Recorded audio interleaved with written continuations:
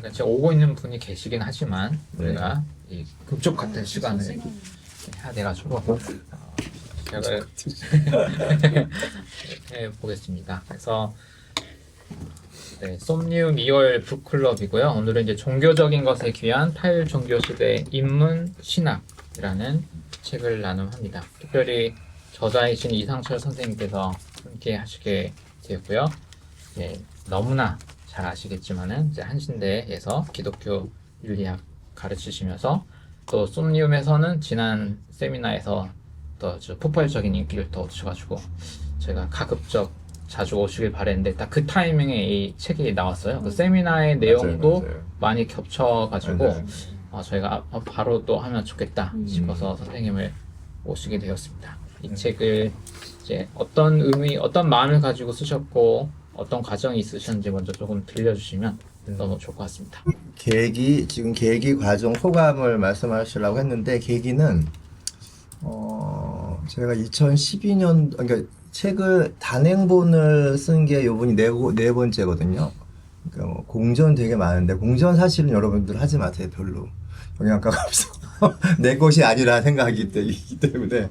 함께하는 기쁨이 있지만, 이제 나중에 쓰고 나면은 이렇게 많이 에너지가 빠지는 거에 비하면 별로 남는 게 없더라고요. 그래서 단행본을 이제 쓰겠다는 마음은 늘 있는데, 제가 2012년도에 처음 단행본이 나왔어요. 저기 있는 거.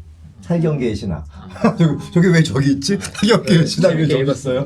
네. 살경계의 신학은 2012년도에 그 유학 때 쓴 거예요. 시카고에서 한 달에 한 번씩 이제 제3시대 웹진에다가 이렇게 썼던 글을 모아서 쓴 거고, 그리고 12년도 말고 18년도에 이제 죽은 신의 인문학이죠. 죽은 신의 인문학. 죽은 신의 인문학을 냈어요. 그리고 중간에 코로나 시대의 종교 공간에 대한 변화에 대해서, 그건 이제 제가 쓰고 싶어 쓴 건 아니고 연구재단 프로젝트여서 어쨌든 논문을 써야 돼서 몇 가지 논문들을 막 써서 모아서 낸 게 그 책이고, 요것이 이제 2025년 12월에 나왔는데, 계기는 그러니까 특별한 계기는 없고, 쌓인 거를, 글이 쌓이면은 이걸 내보내고 싶어요. 이제 여러분들도 아마 그럴 거예요, 앞으로. 글이 쌓이면은. 빨리 내보내야 또 새로운 걸 쓰는데, 어느 정도 임계량이 차가지고 빨리 내보내야겠다라는 생각이 들어서 세 번째 책을 내게 됐습니다. 원래는 계약은 이게 25년도에 나왔잖아요. 22년도에 계약을 했어요. 출판사랑은. 1년 후에 내는 걸로. 2023년에. 2024년에 물론 못 냈죠. 계약대로 이런 건 아니니까. 근데 2024년에 내려고 했는데, 제가 2024년쯤에 몸이 좀 안 좋았어요. 몸이 좀 안 좋아서 뭐 수술도 하고 이래가지고 1년이 늦어진 거예요. 1년이 늦어서 25년에 낸 건데, 그게 좀 다행이었던 게, 이 내란 이후에 1년을 관통하면서 여기 더해진 게 되게 많아요. 그러니까 오히려 그 시간이 이 책의 이제 분량도 그렇고 내용도 굉장히 충실해진 계기가 되었다라는 생각이 들어서 되게 이렇게 만족합니다. 과정은 이런 책을 쓰겠다 계획하에 쓴 책은 아니에요. 이 계획을 처음에 딱 정한 다음에 만들어진 건 아니고, 그런 책들이 있죠.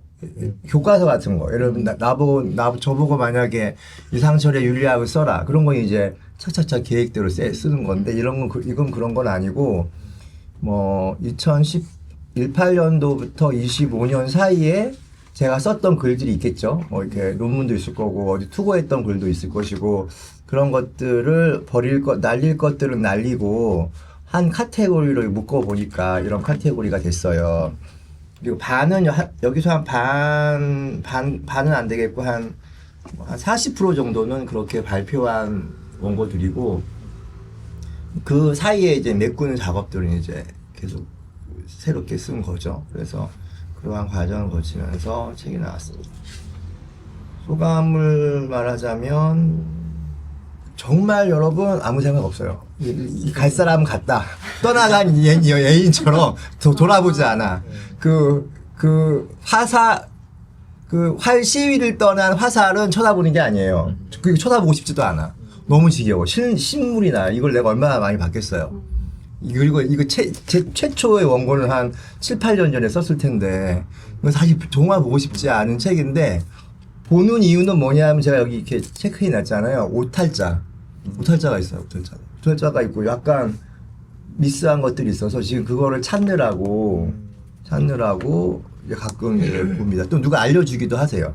선생님 많이 읽으셨는데 이따가 좀 알려주시면은 나중에 뭐 이세가 혹시 나오게 되면 뭐 좀 보강하려고 이렇게 지금 이제 다시 읽기도 안 하지. 누가 알려주면은 이렇게 체크를 하고 있고 소감을 일단 후련하고요. 어쨌든 요즘 같은 책이 안 팔려요, 여러분. 이거 제 책뿐만이 아니라 인문학 책 전반이 안 팔려요.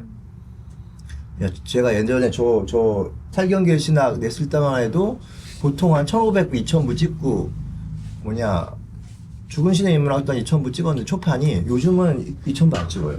큰 출판사도 1,000부. 이 책도 1,000부 찍었는데 이거 아직 반 좀 더 팔렸나? 책이 안 팔려. 이게 신학책이어서 안 팔리는 것뿐만 아니라 인문학 학서적이 안 팔려요. 유시민 이런 사람 빼고 유시민 뭐 이런 사람들 빼고는 책이 안 팔려. 그러니까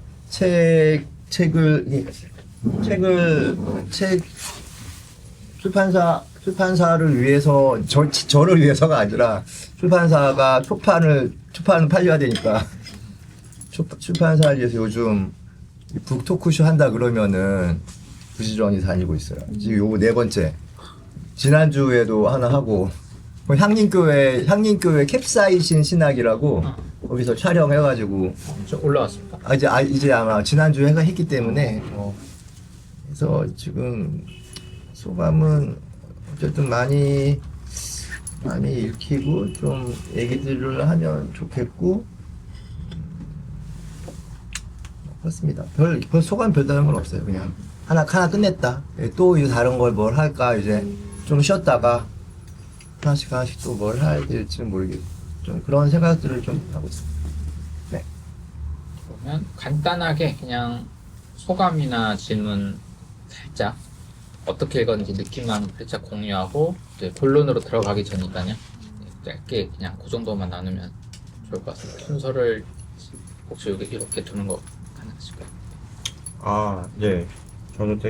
저는 이 책을 급하게 읽긴 했는데 굉장히 좀 재미있게 읽었고요. 그래서 그러니까 종교적인 것의 귀환이라는 이제 주제도 있고 어떤 앞으로 이제 종교가 어떤 것이어야 되냐에 대한 좀 고민은 많은데, 그러니까 제가 이제 종교학을 전공을 하다 보니까, 그러니까 종교학과에서는 그러니까 종교의 미래에 대한 담론들이 굉장히 많기는 해요. 근데 이제 앞으로의 종교가 어떻게 될 것인가에 대한 뭐 예측은 많은데 어떻게 되어야 하는가 약간 이런 거에 대해서는 되게 좀 조심스러워하는 경향이 있거든요. 그러니까 종교학이라는 학문 자체가 그러니까 개별 종교에 대해서 되게 중립적인 위치가 있다 보니까 그런 면에서 좀 약간 좀 제가 너무 이제 종교학에 빠져 있다 보니까 하지 못하던 고민들을 좀 하게 해주는 좀 이렇게 자극을 해주는 그런 책이었던 것 같아요. 그래서 좀 그런 면에서 굉장히 좀 재미있게 읽었고요. 그리고 이제 제가 또 좀 주의 깊게라고 말씀드리면 그냥 여기 보니까 이제 기장 쪽에 계신 분들의 이야기가 나오더라고요. 강원윤 목사님이나 김경재 목사님 좀 이야기들은 많이 들었는데 제가 잘 이제 모르는 부분들이 있고 해서 이제 그런 부분에 대해서 좀 익숙하지 않았는데 이분들이 어떤 생각을 가지고 사셨구나 이런 거를 좀 사상사적으로 이렇게 쭉 연결을 해서 설명해 주시는 게 되게 좋았거든요. 네네. 아니 한번 돌고 순서를 이따가 말씀드려요. 네, 일단은 네, 간단하게 저는 일단 저하고 이렇게 저도 하고 저도 이제 제일 재밌게 그래도 여긴 수업을 많이 들으시니까 그냥 짧게 해주셔도 좋을 것 같습니다. 그래서 저는 이제 제가 이제 작년에 개인적으로 교회 하면서 이제 종가부토 책을 좀 종가부토 책 한글로 번역된 거 좀 철학 쪽이 많아서 교회나 종교에 관한 책도 되게 많은데 그런 책들을 이제 번역해서 독서 모임이나 이런 걸 하고 있어요. 그래서 원래 이제 이 다음 제도화된 교회 다음의 이야기 포스트 담론을 좋아하는데 제 주변에는 보고 진지하게 하는 친구들이 좀 없어갖고 이제 전 통합 측을 배경으로 하고 있다 보니까 아무래도 교회 현장에 있으면 포스트에 폼만 꺼내도 이제 끝장나는 상황이다 보니까 거기 있고 제가 이제 하고 있는데 교수님 책에 보면 항상 이제 그런 담론들이 나와 있어서 이런 걸 좀 진지하게 더 이제 하고 싶다. 그래서 이 책의 챕터 중에서는 첫 번째 챕터를 제일 재밌어하고 많이 다루고 싶은 거거든요. 두 번째 챕터는 솜니움 컨텐츠들이 사실 이게 세미나도 했었지만 맞아요. 코 데리다 맞아요, 막 이런 맞아요. 것들이 있는데 네. 근데 이제 교수님 옆에 계셔서 꼭 그런 게 아니라 되게 정리를 좀 쌈박하게 제일 잘해줬어요. 근데 아무래도 이 전문 선생님들은 며칠 전에 이제 들레주 선생님 만나고 다 했지만 자기 분야의 거를 너무 깊이 해서 사실 옆에는 잘 모릅니다 하고 말을 안 해요. 그리고 자기 것만 하죠. 약간은 서로 좀 떨어져 있는 느낌이 워낙 많이 드는데 되게 그걸 연결을 해주고 종합해주고 이런 것들이 굉장히 좋고 또 어쨌든 기독교라는 뭘 가지고 있잖아요. 이게 어떤 형태의 기독교든 이거를 이제 어떻게 엮을 것인가를 고민할 때는 이제 딱 선생님 그 컨텐츠밖에 없어서 이런 것도 너무 좋았고 3부는 제가 영화 드라마 이거 좀 잘 안 봐요. 그냥 맨날 싸우는 것만 보고 그냥 마블만 보고 이래가지고 이거는 제가 앞으로 훈련해야 될 거구나 라는 생각을 가지고 있습니다. 너무 재밌게 읽었습니다. 3부는 정말로 무슨 영화 잡지나 이런 데서 제 아는 친구들이 그런데 뭐 그런 거 하잖아요. 요즘 이 나이 되면은 뭐 편집장이니 뭐 이런 거 하니까 그런 종교 얘기 나오면은 저의 사제 친구들이 이런 부탁들을 해요. 그럼 술 한 잔 사주면 공짜로 써주고 막 이런 것들이 많아요 여기.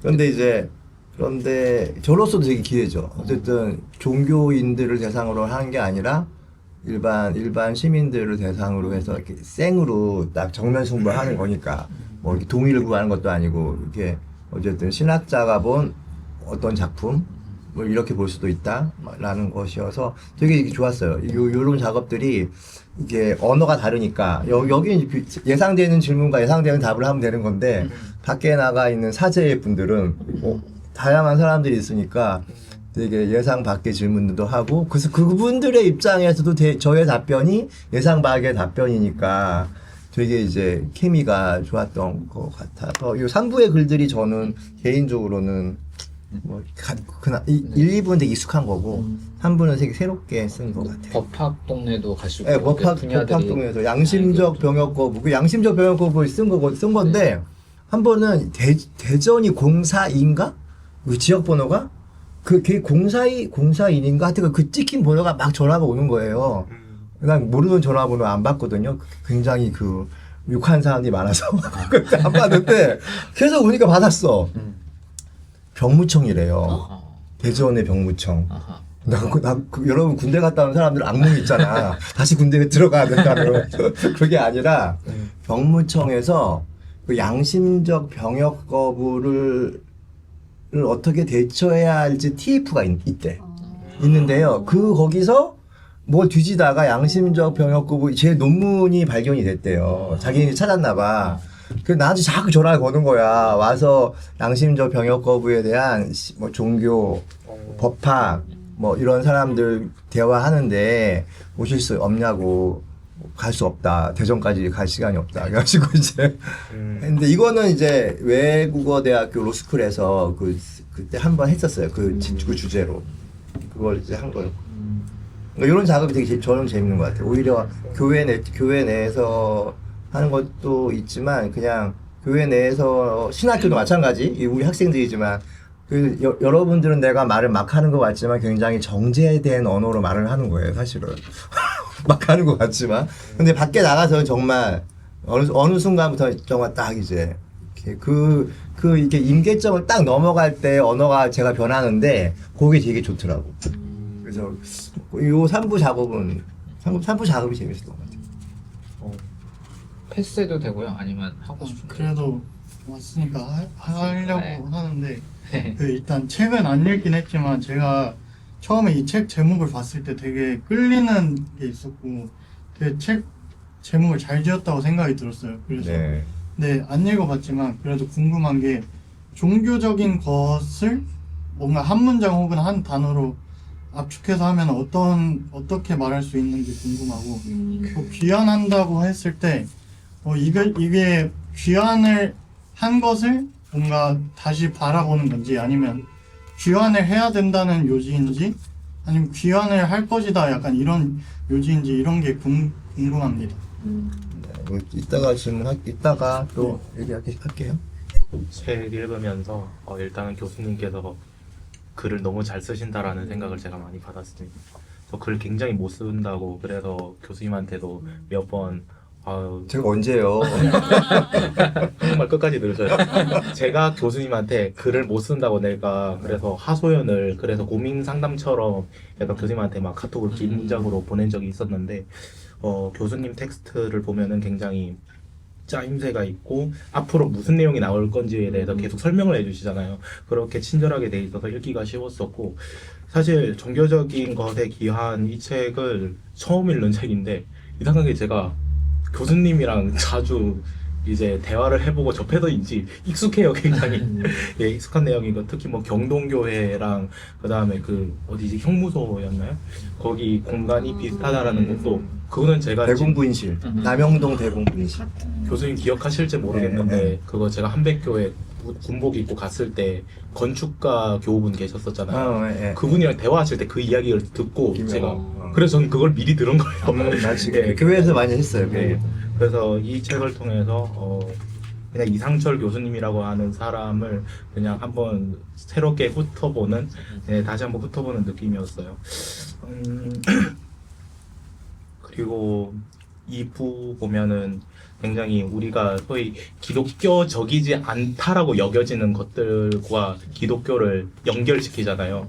그런 것들이 좀 새로웠었고 뭐 예를 들면 유물론 같은 것도 우리 기독교는 절대로 유물론이랑 뭐 대화할 수 없어 이렇게 생각을 하지만은 사실 생각해보면 예수님도 성육신했다라고 하는 우리 전통적 교리는 물질에 대해서 굉장히 긍정한다라고도 볼 수 있는 것인데 그래서 이런 우리가 기독교적이지 않다라고 여지 기독교 저 바깥에 있는 것들에 대해서 다시 좀 생각해보는 시간을 가졌습니다. 데리다 말이 좀 많이 떠올라요. 그냥 이 책 전체를 한 문장으로 했을 때 그냥 텍스트 외에는 아무것도 없다라는 말로 그냥 전 요약을 할 수 있을 것 같아요. 네, 감사합니다. 예. 저는 사서 이제 못 읽고서 사놓고 이제 오랫동안 못 읽고서 하다가 이제 날이 다가오니까 3쪽 정도 읽었어요. 근데 3쪽 읽었는데 이제 앞으로 읽을 것이 너무 기대된다. 약간 앞에서부터 세 쪽. 네. 추천사 빼고 이제 추천사 빼 마지막 읽을. 에필로그를 먼저 읽으세요. 에필로그. 순서는 따로 있지 않습니다, 여러분. 그냥 아무거나 자기가 딱 읽고 싶은 거 읽어도 되니까 순서는 중요하지 않아요. 저는 사실 이 내용이 너무 방대한 내용을 이렇게 정리를 해주신 거라서 아직 제가 다 소화했다는 느낌은 솔직히 없는데 특히 뭐 민중신학 관련된 부분들은 제가 잘 아는 부분이 아니라서 좀 더 읽어야겠다는 생각도 들지만 너무 재밌었고 제가 이 책이랑 정말 공명하면서 읽었다고 느낀 지점은 이 모든 글들이 다 닫고자 하는 것들이 뭐 누락된 것, 배제된 것, 뭐 탈각된 것 이런 유령적인 존재들에 다 닫고자 하는 글들이었기 때문에 그들의 출현이 어떤 메시아적인 것의 도래로서 설명을 하려는 글들이었다고 느껴졌기 때문에 저는 어쨌든 여성학을 하고 있기 때문에 좀 많이 공명을 하면서 인사이트도 많이 얻으면서 읽었었고요. 그래서 앞부분에 왜 종교적인 것의 귀환인지 좀 나와 있긴 하지만 뒤로 읽을수록 그래서 이런 의미로도 종교적인 것의 귀환이구나 라는 생각이 정말 많이 들었어요. 그래서 말씀하신 것처럼 정말 어떻게 이렇게 잘 설명을 하실까 너무 재밌다 이런 생각을 하면서 감탄하면서 읽었고요.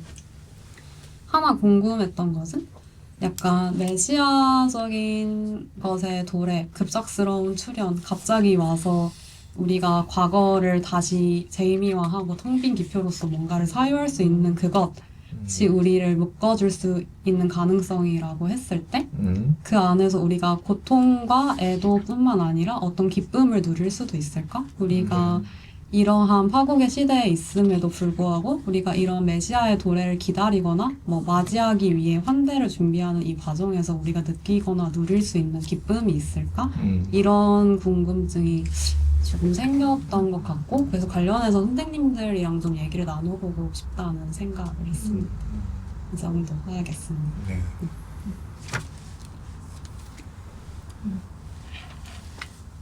저는 다 읽어보진 않았는데 어쨌든 앞에만 좀 읽었는데요. 저는 제가 대학원 신대원 가기로 했을 때 코로나가 터져가지고 그때 이제 기독교의 많은 보도들을 보면서 나의 진로와 먹고 살기는 어떻게 되는가 막 이런 생각했던 적이 있는데 그때 생각이 좀 많이 났고 그래도 최근에 제가 교회 가기 싫은 싫은 분들과 모임을 하고 있는데 최근에 이제 제가 학부를 총신대 나와서 친구들은 대부분 지금 다 사역을 하고 있고 남자인 친구들은 곧 목사안수 앞두고 있는데 되게 제가 하는 모임에 대해서 되게 뭐 좋은 사역이지 이렇게 말은 하지만 어떤 종교와 교회와는 선을 되게 긋더라고요. 그래서 이거 뭔가 이 선은 어디서 생길까 이런 생각들도 많이 하게 됐고 또 그 모임 안에서 대부분 다 사람들이 어떤 사회와 종교를 연결시켜서 사유하는 걸 원하는데 어떤 교회를 탈출한 사람들이 이 모임을 할 때 교회 얘기로 결국 회귀되게 되는 거죠. 그래서 이런 부분도 어떻게 좀 더 사유를 확장할 수 있을까 좀 고민이 되게 됐어요. 일단 돌아가면서 하셨던 말들 중에 좀 생각나는 것들 좀 얘기하자면 그리고 이 책 과정 소감 중에 빠진 게 하나 있는데 이 책에서 또 한 3분의 1은 제가 한백교회에서 목회를 하고 있는데 한백교회에서 설교 시간 했던 얘기들이에요. 설교문. 맞아요. 설교문 같은 것들이 많아요. 그래서 설교에서 다뤘던 내용들. 근데 한백교회는 오셔서 알겠지만 이렇게 대화하는 시간이 있거든요. 설교 끝나고 바로 이제 대화하는 시간이 있어서 교인들에게 피드백을 받고 또 내가 디베이트하고 뭐 이런 것들이 녹아가는 거라 나 혼자만의 작업은 아니고 한백 교인들과 또 대화하고 하는 과정에서 나온 또 나름 이제 공동의 저작이라는 느낌도 있어서 저희 교인들이랑도 북토크를 했는데 우리 교인들은 뭐 너무 익숙해서 다 아는 거였어요. 막 하는 사람도 있고 항상 그걸 우려먹네.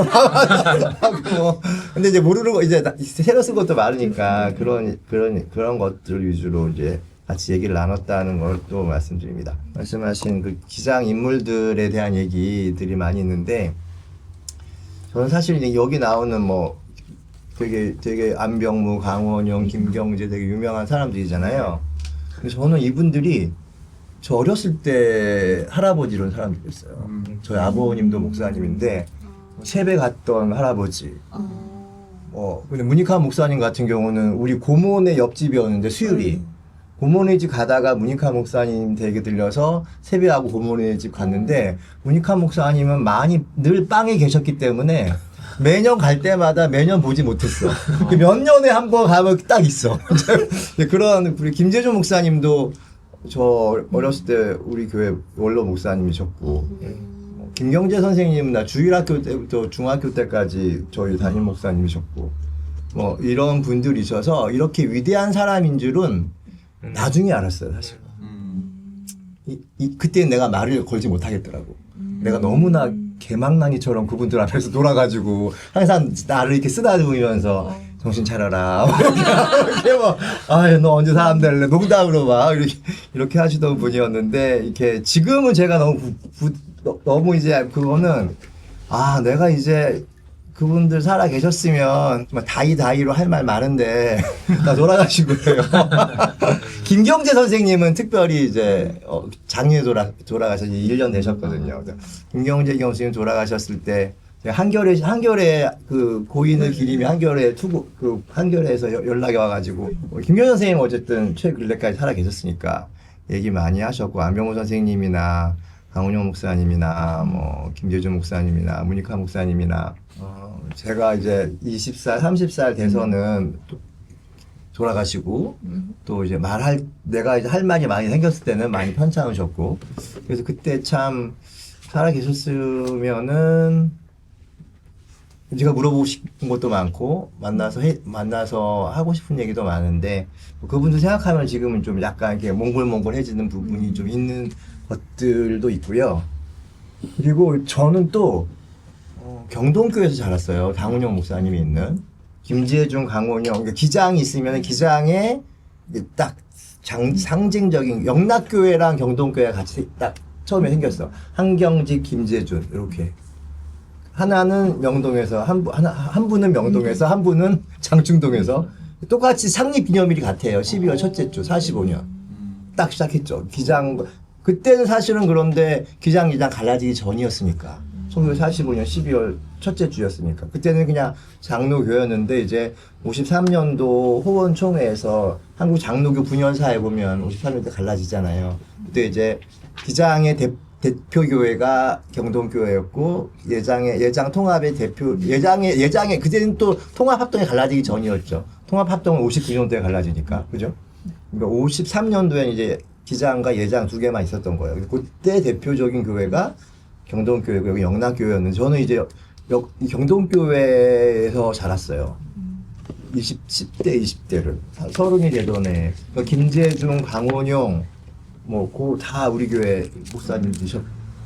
안병문도 달라요. 안병문은 이거 한국 교회에서 한국에 이게 약간 인맥에 대한 건데 김재준이 있으면 한국 진보 기독교회 김재준 목사님이 용정 두만강 건너 용정에 거기에 은진중학교라고 있어요. 은진중학교. 그 은진중학교 학생이 문익환 김재준 목사님이 이제 교감으로 계실 때 문익환, 안병무, 강원용, 윤동주 이런 사람들이에요. 그러니까 한국 진보 신학의 이 맥을 따라가다 보면 거기서부터 시작이 되는 거예요. 그러면서 이 김재준 밑에 김재준의 왼쪽에 안병무가 있었고 안병무 문익환 있고 김재준의 오른쪽에 강원용이 있는 거예요. 여기 고대로 내려온 거죠. 내려오면서 김재준 목사 개성들이 다 강하신 분들이거든.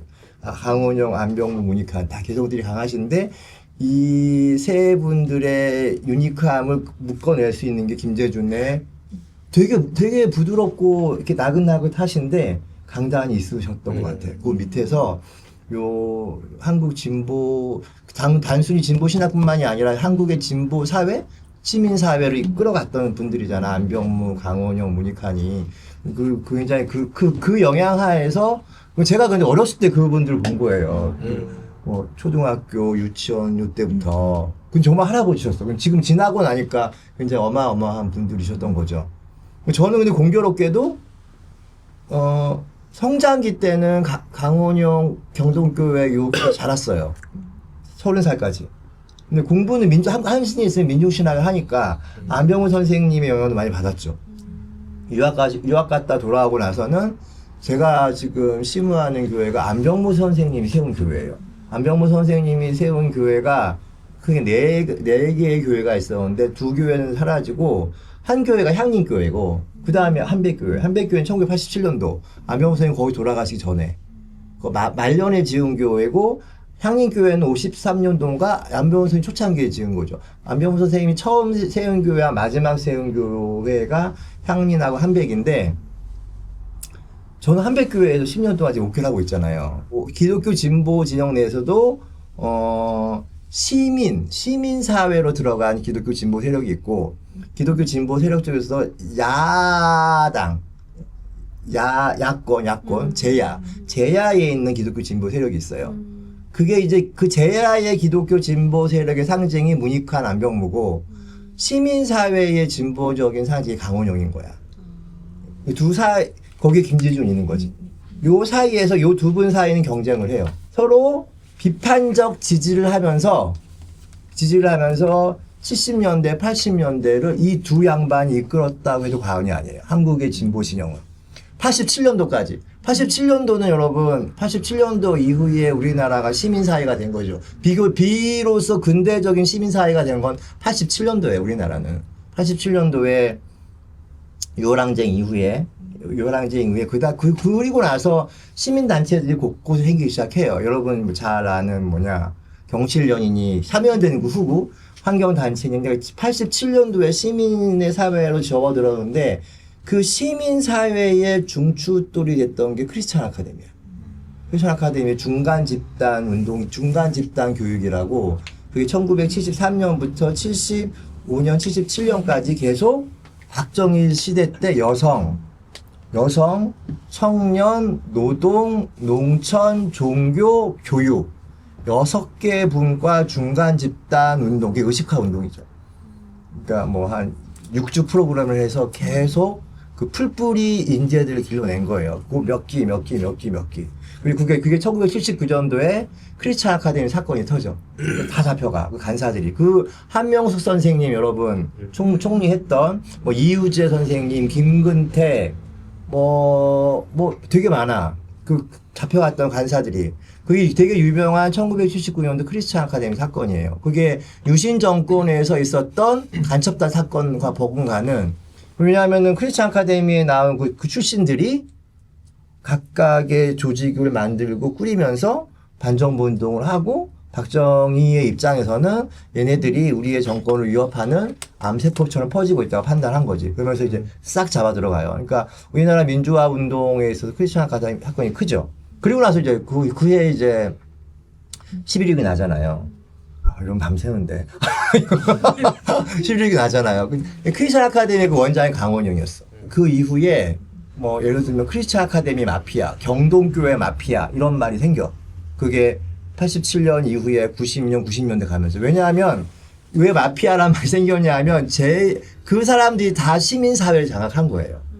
87년 이후에 시민사회가 지금 30년, 586들, 여러분들이 싫어하는 586들이 다 그런 사람들이야. 그 당시에 지금 우리나라 시민사회를 이루어왔던 거의 다, 전 분야의 모든 사람들이 크리스찬 아카데미 중간집단 교육 출신들이야. 거기가 지금 요 시민사회를 장악한 거예요.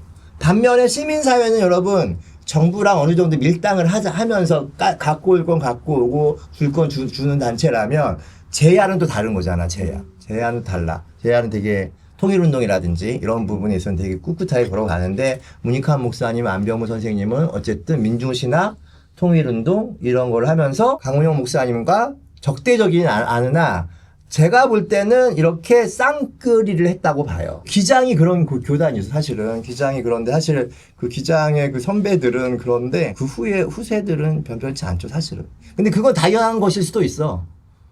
87년 이전까지의 세상은, 한국 사회는 근대화된 사회가 아니라 고중세 같은 사회였으니까. 고중세 같은 사회여서 사회가 분화된 사회가 아니었고, 그런 상황 속에서 목사, 강원용, 안병무, 문익환 이런 기라성 같은 사람들이 종교 지도자뿐만이 아니라 사회 전반을 이렇게 리드하는 어른들이셨고, 이제는 사회가 분화됐잖아요. 너무 분화되고 되게 쪼개지고 각 분야별로 직능화가 잘 되어 있기 때문에 이게 그런 사람은 이제 나올 수 없고, 나와서도 안 되고, 사실은 나와서도 안 되는 거고.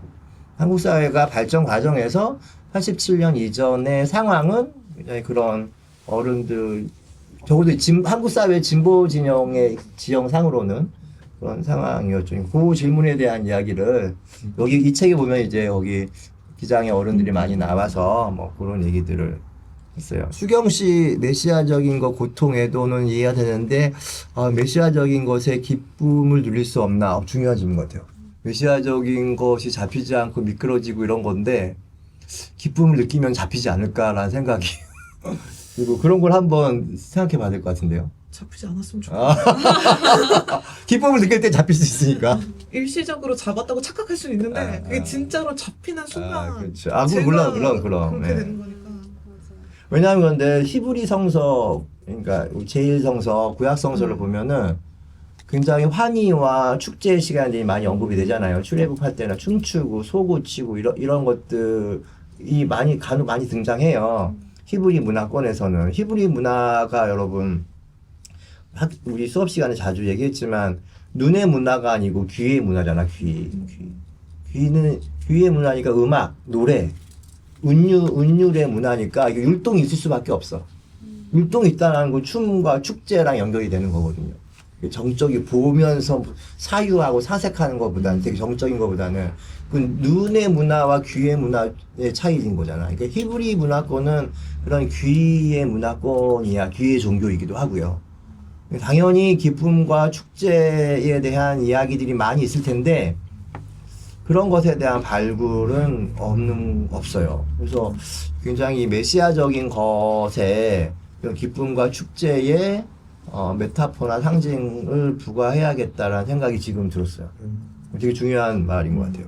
그리고 재한 씨가 종교적인 것을 한 문장으로 할 수 없냐라고. 한 문장으로 할 수 없죠.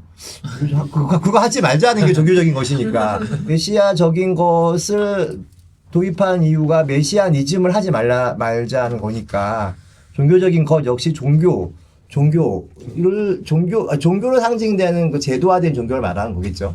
뭐 그거를 하지 말자라는 것이니까 한 문장으로 한다는 것은 그걸 딱 어떤 박스 안에 갇히는 거니까 그걸 하지 말자는 의미에서 뭐 종교적인 것을 한 문장으로 하는 거는 불가능하지 않을까 하는 생각이 들고, 귀환의 의미는 이게 귀환이 리턴이잖아요. 리턴이니까 귀환을 하자는 건지 귀환할 곳이 있다는 건지 이제 이런 질문들 하신 거잖아. 빗금 그어진 주체가 되기 전에는 있었을 것 같아요. 빗금 그어진 주체가 있기 전에 그 S 상태에서는 그 S 상태로 귀환하는 건가?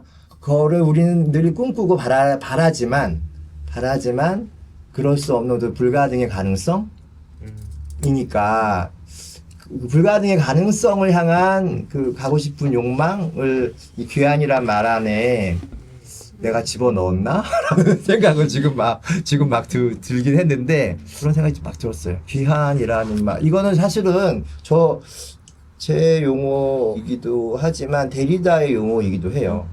데리다가 여기도 책에도 나왔는데 데리다의 우리 프롤로그에 제가 이걸 쓰게 된 이유는 데리다로부터 시작이 되었다라고 했죠. 여기 보면은 렉처 오브 릴리전에 나오는 데리다의 페이스 오브 널리지에 나오는 리턴 오브 더 릴리저스라는 종교적인 것을 회귀, 데리다의 표현에서 끌어왔다라는 거였고, 요 책에 이제 메시아적인 것에 대한 얘기가 나오는 논문이기도 해요.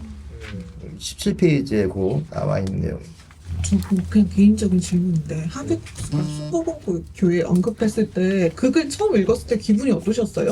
그거는 언제냐면 저는 되게 실망했거든요. Fire from the Heaven이라는 책인데 그 영성 음악인가 그걸로 이제 해석이 된 거잖아요. 하비국수가 다음에 쓴 책이 있었죠. 그 종교적인 것에 이제 종교적인 것이 비단 열성적인 것만 의미하는 것이 아니라 어떤 정서적인 것 내지는 연대감 이런 것까지 종교적인 것으로 얘기하면서 종교의 범위를 좀 넓힌 부분이 있죠. 미국 사회에서 종교 사회학 할 때 이제 하비쿡스 얘기만 피터 버거랑 하비쿡스랑 많이 얘기하잖아요. 피터 버거는 여기서 피터 버거에 대해서 하는데 디세큘러라이제이션 세속화가 아니라 탈세속화 굉장히 중요한 거지. 세속화가 근대의 가장 중요한 포인트였잖아요.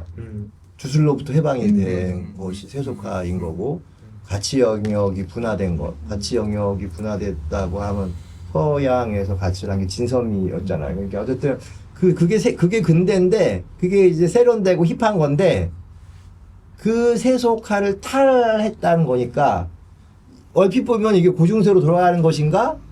그건 또 아니겠죠. 새로운 어떤 종교적인 것에 대한 상상이 이제 필요한 시기가 되었다는 의미에서 하비쿡스보다 요즘은 종교학에서 디세큘러라이제이션, 탈세속화에 대한 논의들이 시작이 됐고, 이제 영향성상에서 그런 논의들을 상해서 카프토도 릴리전 얘기도 하고 데리다도 얘기하는데 아마 그런 그 흐름들이 이렇게 다 같이 가는 거라는 생각이 들어요. 우리나라도 요번에 우리 시위하면서 보면 우리 야광봉이죠? 응원봉. 야광봉은 뭐죠? 응원봉 들고 나오고, 그 전에 촛불을 들고 나오고, 이런 행위들이, 종교적인 모임이나 종교적인 의례 때 불을 많이 밝히는데, 어차피 시민 종교가 돼가고 있는 거 아닌가? 널브러지게. 그리고,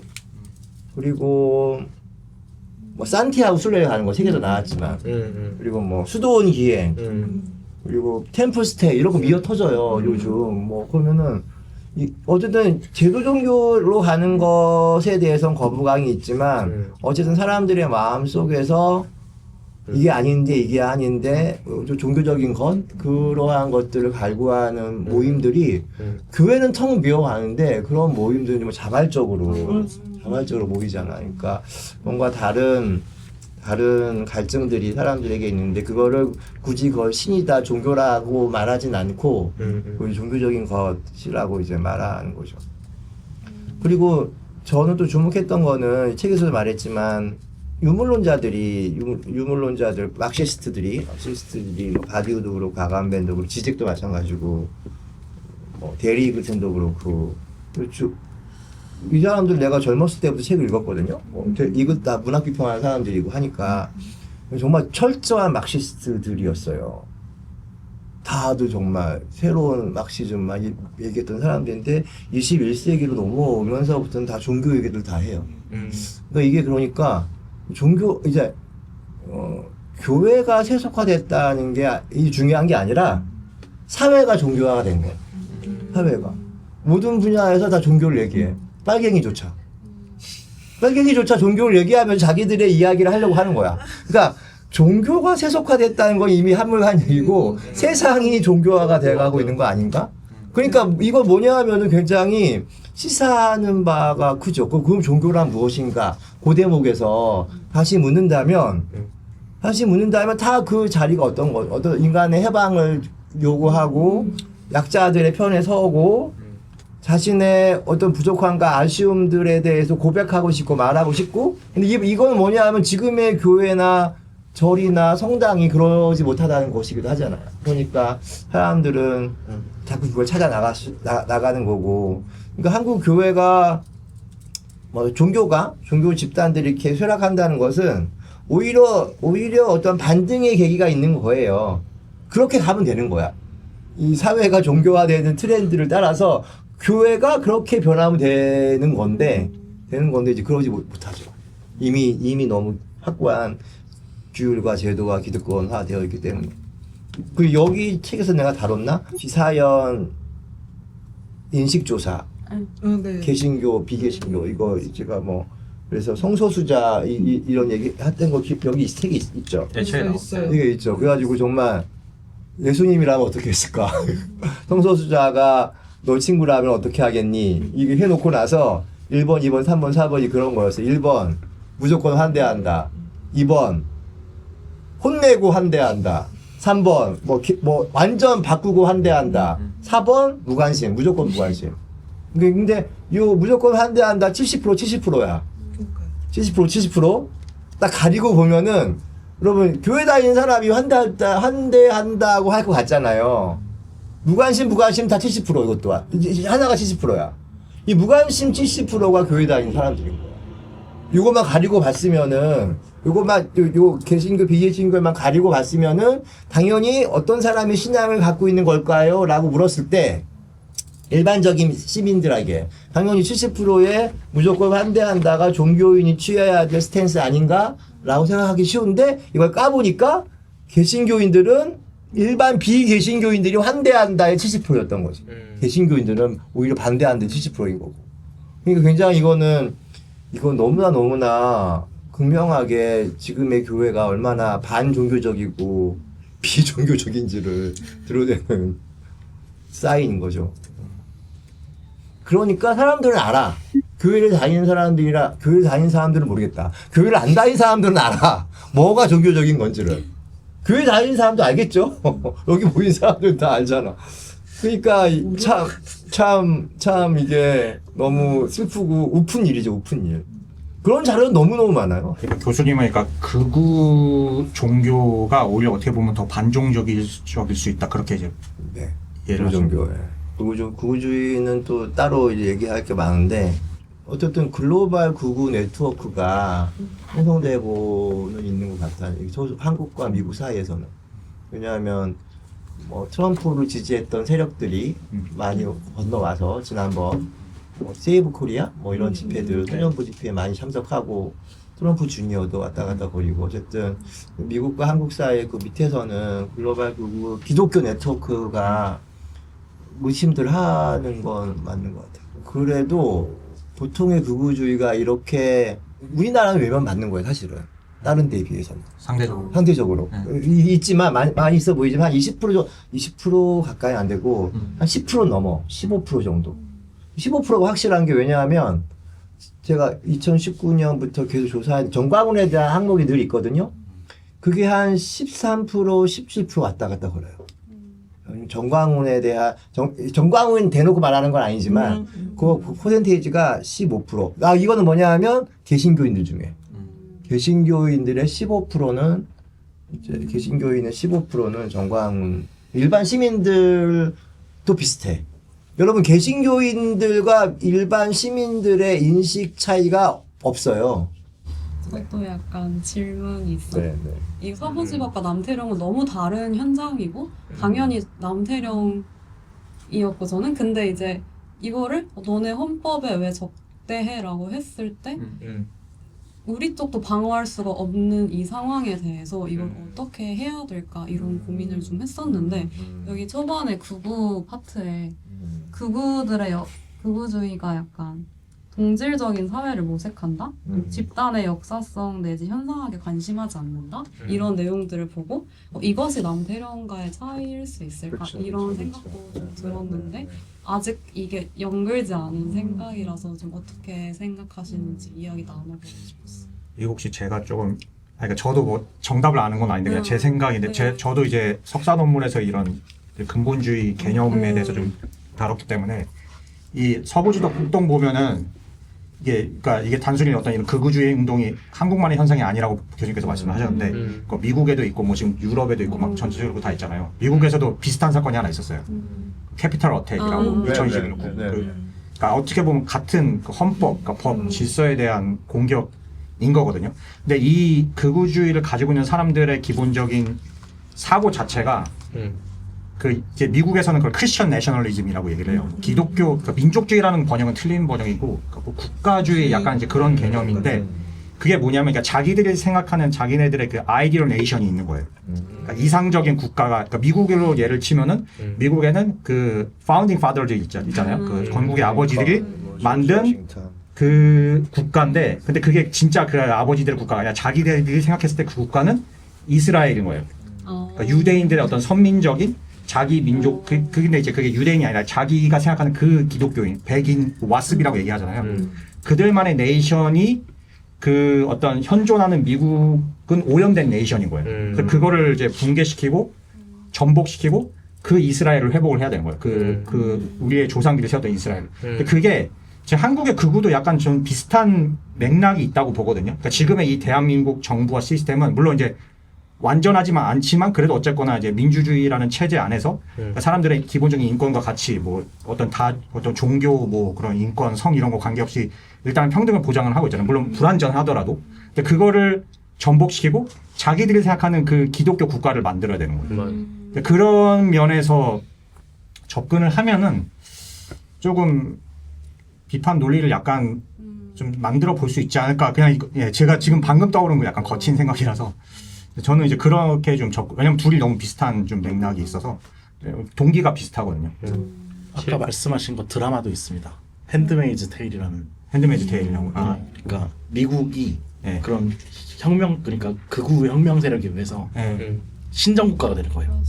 그런 드라마도 있습니다. 그게 이제 미국의 그들이 상상하는 아이디얼 네이션. 그렇죠. 그게 미국의 극우랑 한국의 극우가 동일하게 좀 비슷하게 이제 가져가는 지점이라서 그 안에는 이제 성소수자도 있으면 안 되고 외국인도 있으면 안 되고 오로지 백인, 개신교인 딱 그 집단들만 있어야 되거든요. 그렇지 않은 거는 약간 옛날 이스라엘의 이방인 약간 그런 느낌이라서 좀 그런 맥락에서 좀 저는 그렇게 좀 이해를 해볼 수 있을 것 같다는 생각. 그래서 정광훈 같은 사람들이 말을 할 때 우리나라가 뭐 초기 국회에서 막 기도를 했다는 뭐 이승만 대통령이 성경책 위에 뭐 맞아요. 손 올렸다느니 뭐 이런 이야기를 하죠. 건국 대통령.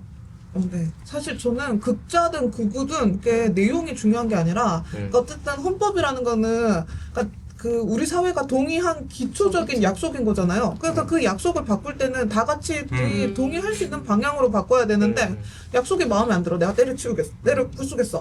이렇게 맞아요. 폭력을 제공하는 거는 그게 극자든 극우든 간에 허용이 안 되는 것 같아요. 근데 예를 들어 저는 뭐 강제 집행이 들어온다고 했을 때 경찰 강제 뭔가 이런 공권력은 우리가 다 합의해서 이들이 뭔가를 집행할 수 있게끔 합의된 힘이 공권력인 건데 뭔가 근데 거기에 대해서 수비적으로 내 입장을 이렇게 방어하는 것과 적극적으로 같이 때려 부수는 건 다른 거잖아요. 만약에 제가 그니까 공권력이 이게 내가 옳은 일을 하려고 하는데 방해한다 했을 때 내가 나의 저항권을 발휘해서 그러니까 내가 할 수 있는 방어권을 발휘해서 공권력이 저항하는 건 오케이. 근데 그게 아니라 이씨 이거 말 안 되는데 너 수류탄 들고 미국 대사관 터뜨리겠어 뭐 이렇게 되면 이거는 수류탄은 안 되죠. 그러니까요. 이거는 사실 극자라도 안 되는 거잖아요. 그러니까 공권력이 정의롭게 사용되는지 아니면 형식적 합법성으로 포장해서 되게 불이하게 사용되는지가 좀 차이죠. 근데 그게 판단이 사람마다 다르다고 하더라도 기본적으로 나의 방어권인지 아니면 내가 적극적으로 공격을 하는지 그거는 객관적으로 좀 어느 정도는 판단되는 거잖아요. 그런 것도 차이가 크다고 생각해요. 그 방어와 공격에 대한 논리가 요즘 되게 그 보수 진영에서 586들의 시위를 비판하는 논리로 많이 쓰이지 않나요? 그건 그래요. 그 미 문화원 점거하고 이랬던 것들. 사람들이 사실은 윤석열 계엄 때보다 그 1월달 폭동이 더 놀라웠다고 이렇게 만나면 얘기하더라고요. 그러니까 굉장히 그런 부분들이 우리 사회가 돌아가는 그 메커니즘이 뭔가를 다시 한번 생각하게 됐고 정말 제로 베이스에서 뭔가 다 모든 부분을 다 다시 생각하게 했던 시간들이 지난번 1년이었던 것 같아요.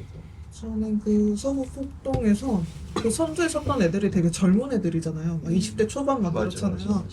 그러니까 제가 막연히 가지고 있었던 테러에 대한 나쁜 이미지들을 우리가 혹시 용역 깡패라고 말하는 왠지 가스통 들고 있는 중장년이 앞장설 것 같은데 그게 아니라 그러니까 저의 상식을 깨는 그 젊은 애들이 앞장서 있는 게 그게 충격이었어요. 제 교회가 서대문이고 네.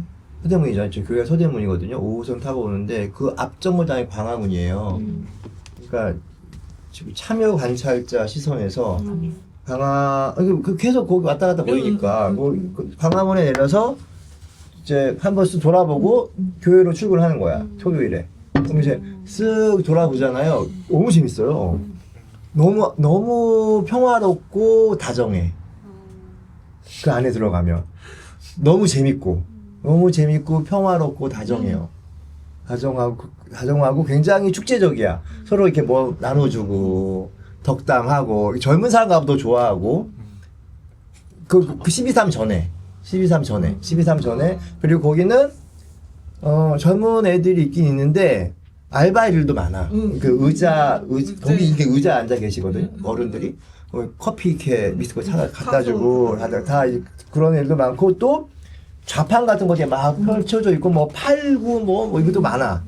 근데 제가 시끌벅적해요. 되게 화기애애하다가 장내가 좀 조용해지고 단상에 누가 올라와서 말을 하기 시작하면서부터 완전히 좀 약간 광기.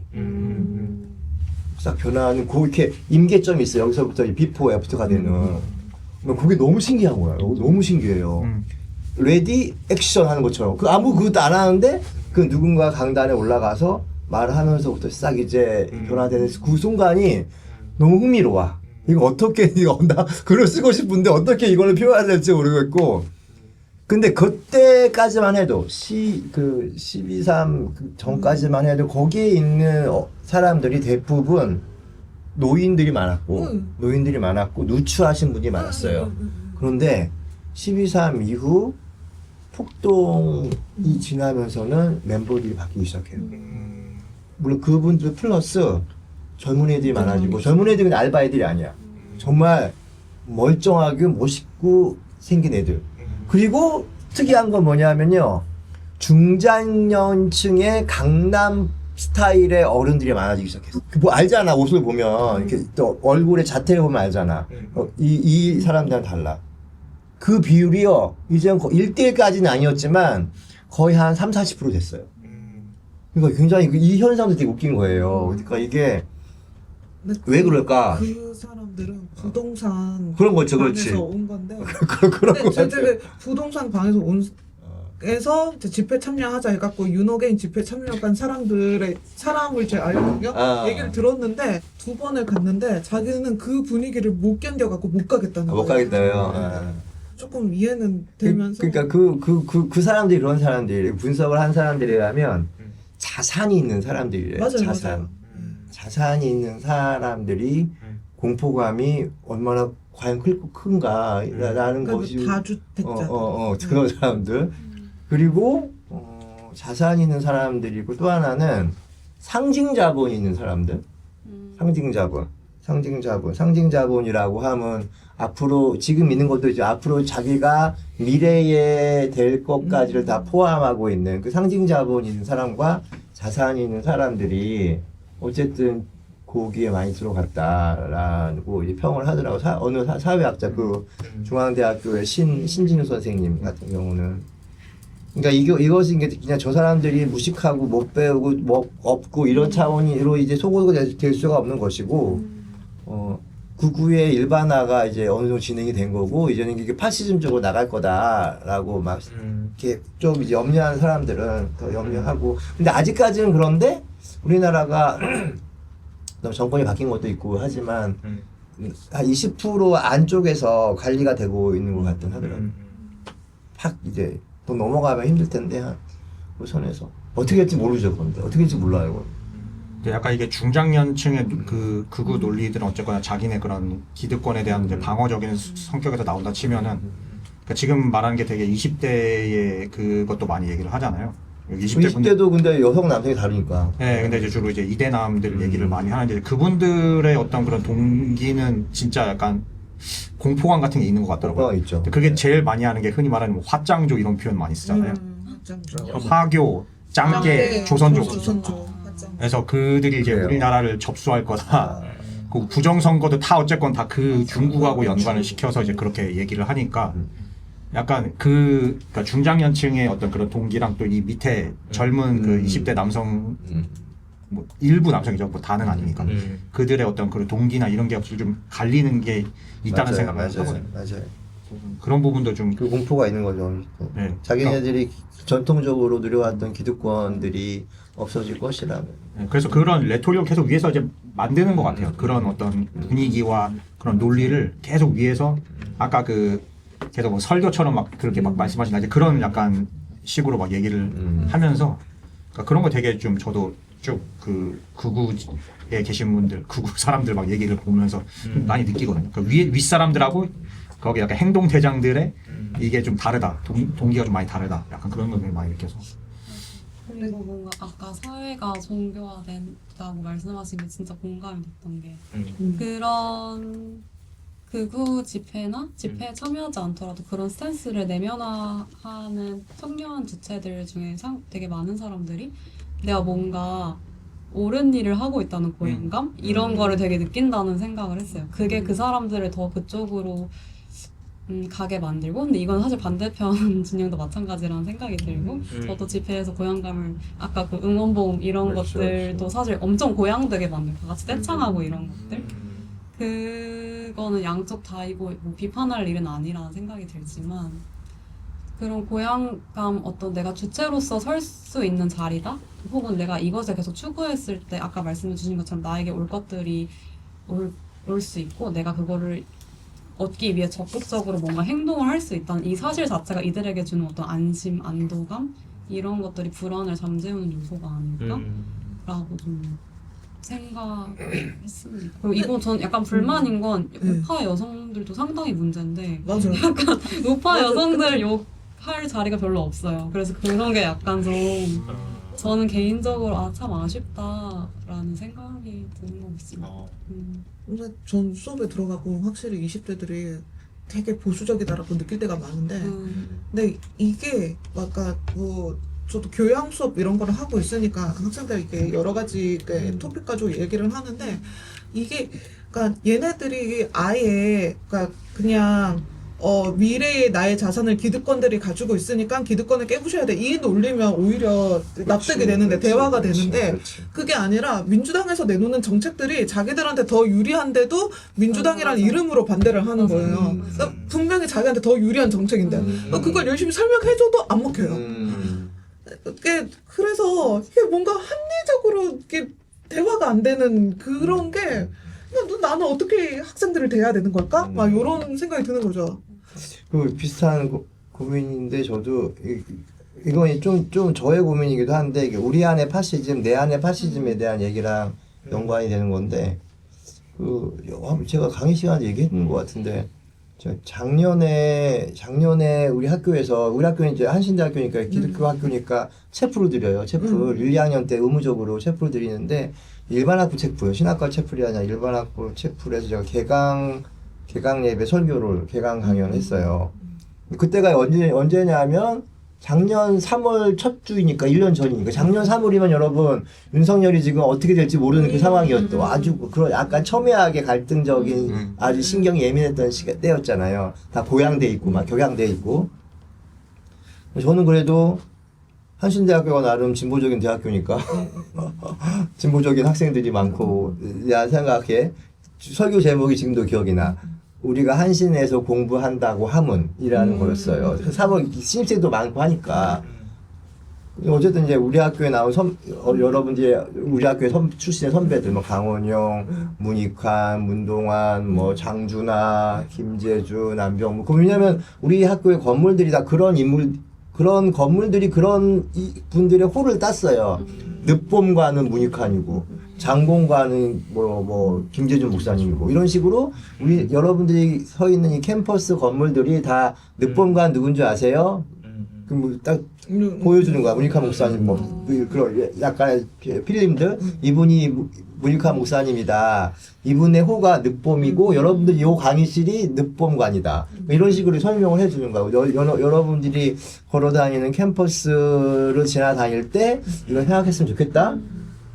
여러분들 이 학교에 들어온 이유가 뭔지는 난 중요하지 않다. 내가 분명히 알고 있는 건 뭐냐 하면 여러분들이 이 캠퍼스에서 이 어른들의 기억을 되새김질하면서 걸어다니는 동안 4년이 지나면은 여러분들도 그분처럼 되어 있으리라고 난 믿는다.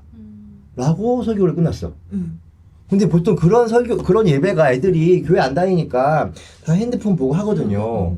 500명씩 앉아있는데 그 4번 설교를 해요. 애들 1, 2학년 다 하니까. 월수.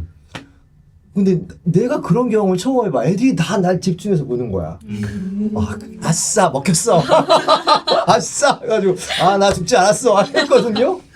죽이 올라오죠. 그런데 바로 에브리타임이 터졌어요. 그러니까 이게 올라오죠. 빨갱이 맞아. 거야. 간첩 학교 다닌다. 빨갱이 간첩 학교? 내가 그래가지고 교목실에서 난리가 난 거예요. 그래서 이 학생들이 막 이제 알고 막 댓글 쓰기도 하고. 근데 어쨌든 근데 월요일 날 그 일이 있고 내가 월요일 집에 가는데 그 소식을 듣고 애타가 막 터진 거야. 제가 수요일 날도 똑같이 체프 시간에 똑같이 4번 설교 하나 했는데 내가 정말 빡 돌아가지고 정말 다 죽어라 이것들 하면 더 세게 했어요. 다 죽여버려.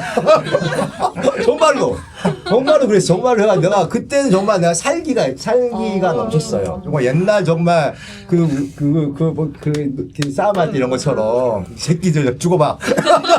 가지고 그런데 그러면서 근데 어느 순간에 이렇게 막 올라가던 글들이 또 이제 또 학생들이 교수님 말이 맞다 뭐 이렇게 사람들이 읽으면서 마무리했는데 근데 그 마무리되고 이걸 떠나서 제가 뼈아프게 와닿았던 말이 하나 있어. 뭐냐 하면 교수님 말이 다 맞다. 맞는데 무섭다라는 거예요. 제가 무섭고 그 언어와 그 애티튜드와 이것이 학생들 눈엔 저도 똑같은 사람인 거야. 저의 이 열기와 광기가 전해진 거죠. 이게 마이너스 플러스인데 우리는 마이너스를 공격하는데 이 플러스 에너지의 이 에너지와 이 에너지가 뭐가 다르냐. 그것이 저가 1년 동안 저를 괴롭혔어요. 사실 지금도. 내 안에 있는 그런 파시즘적인 요소 광기들이 뜻은 좋고 의도가 좋지만 음. 우리 학생들은 어쩌면 그게 중요하지 않은 것 같아. 얼마만큼 그러니까 그걸 내가 못하는 건데 그거니까 내가 감이 떨어진 거예요. 이 학생들이랑 이 바이브와 이런 것들을 어떻게 다 동원해서 이 학생들을 설득시킬까? 뭐 교수님 무섭거든요. 근데 좋아해요. 그래서 그러니까 내 안의 파시즘을 어떻게 해결하고 화해할까가 그 이후에 저의 약간 트라우마는 아니지만 문제적인 질문거리로 다가오더라고요. 그게 참 좀 어려운 것 같아요. 내가 어떤 이런 일을 하면서 내가 또 다른 괴물이 돼버리는 그렇지, 거죠. 그렇지. 그걸 제가 경계해야 되는데 네, 맞아요. 예, 그죠. 그게 쉽게 안 되고 우리도 똑같은 인간이다 보니까 또 화가 나고 네. 그러다 보니까 어느새 나도 모르게 이게 폭력적으로 막 하는 경우가 있어서. 저는 뭔가 제가 너무 고이는 거에 대한 두려움 이런 게 너무 있어가지고 제 주변의 사람들과 다른 위치에 있고 다른 위치에 있고 싶어 하거나 거기서만 있어야 되거나 그럴 수밖에 없거나 뭐 여러 가지 상황에 있는 다른 위치의 사람들과 어떻게 대화를 할 것인가? 그리고 대화하려면 만나야 되는데 현실적으로 접촉 루트가 없어서 맞아요. 그럼 어떻게 만들지? 이런 네. 고민을 진짜 요즘 많이 하는 것 같아요.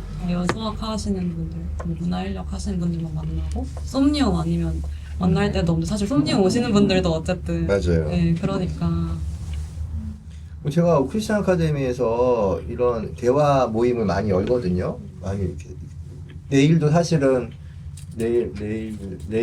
모레 목요일 금요일 그 예비 성직자 모임이라고. 예비 성직자는 뭐냐면은 교회는 전도사잖아요. 불교도 그런 사람들이 있겠죠. 천도교도 있고 각 종당마다 그런 본격적으로 성직에 들어가기 전에 그 밑에서 하는 그 예비 성직자 모임 1박 2일 캠프 들어가고, 그러니까 다른 종단에 있는 사람들이랑도 대화를 하고, 다른 견해를 갖고 있는 사람들이랑 물론 대화를 하는데, 그래서 요번에 극우주의 논쟁 있고 할 때 극우주의 쪽 의견을 내는 학자들이나 혹시 국회의원들이나 이런 사람들 초청을 많이 했어요. 안 와. 그냥 우리가 내 공신력이 있어서 보통 부르면 다 오는데 그분들은 이렇게 일정 핑계를 대고 안 오시더라고. 그래서 그 나름의 시장으로 다 소비가 되는 거야. 그분들은 그 안에서 충분히 이미 바쁘시고 보통 테이블에 안 나오더라고.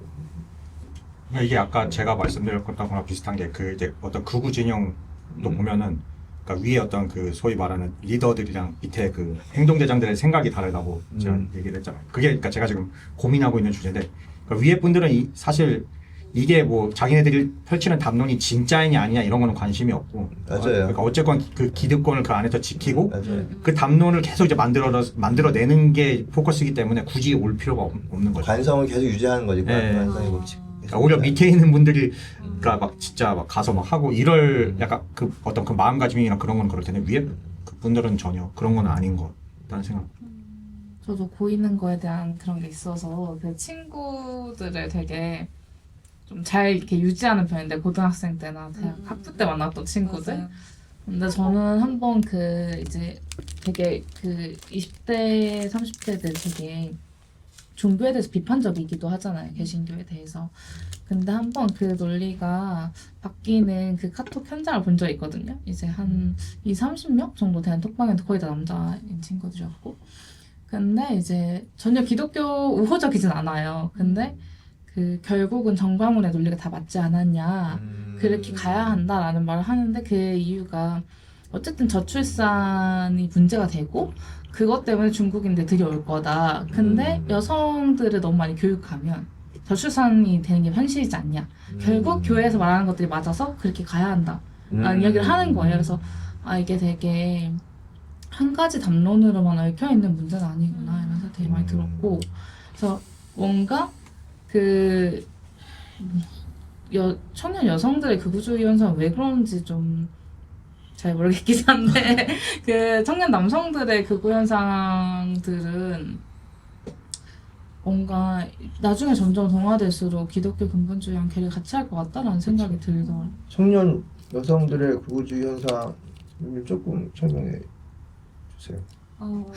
저는 사실 응원봉 20대 여성 너무 고무적이고 너무 반갑고 사실 다 제 친구들이고 하지만 대다수의 20대 여성들은 물론 페미니즘 관련해서는 굉장히 20대 남성들과 차이가 있겠지만 그거 외에는 또 평균값으로 봤을 때 약간의 차이가 있겠지만 여자들, 20대 여성들은 다 진보적이고 이런 건 아니라고 생각을 하고 그렇죠. 20대 남성들에 비해서 상대적으로 좀 더 열려있다 뿐이지 그 이유가 뭐 물론 젠더에 따른 차이가 엄청 크지만 또 세대론적으로 봤을 때 확실히 10대 후반 20대 분들이 어떤 보수적인 가치관을 되게 내면화를 하고 있고 그리고 너무 저도 이거에 대해서 좀 공부를 하는 중인데 왜냐하면 그거는 당연히 뭐 신자유주의 기획이라는 뻔한 얘기를 할 수밖에 없겠죠. 뭐 살아남으려면 그 가치들을 내면화해야 되니까.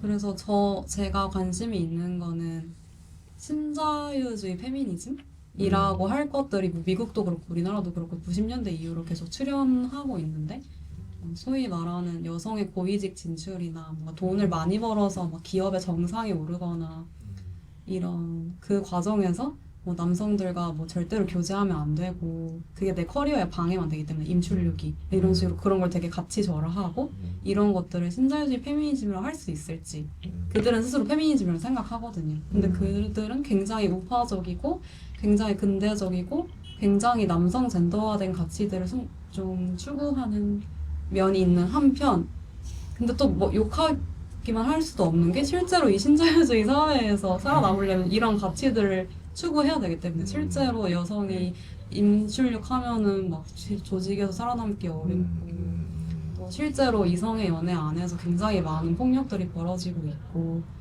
이렇기 때문에 이들이 이렇게 하는 게 이들이 못돼서 그런 건 아닌데 그렇다고 이쪽으로 또 가는 거에 대해서 페미니즘이 개입을 해야 된다 정도로 생각을 하고 있는데요.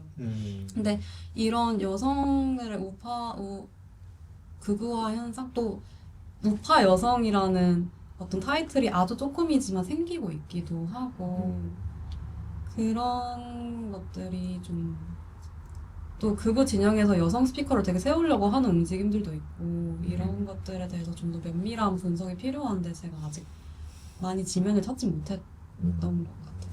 소셜 미디어에 되게 많이 엄청 많죠. 엄청 많은 것 같더라고요. 그래요. 많아요. 여성 인스타그램이나 뭐 요즘 스레드에도 되게 많이 맞아요.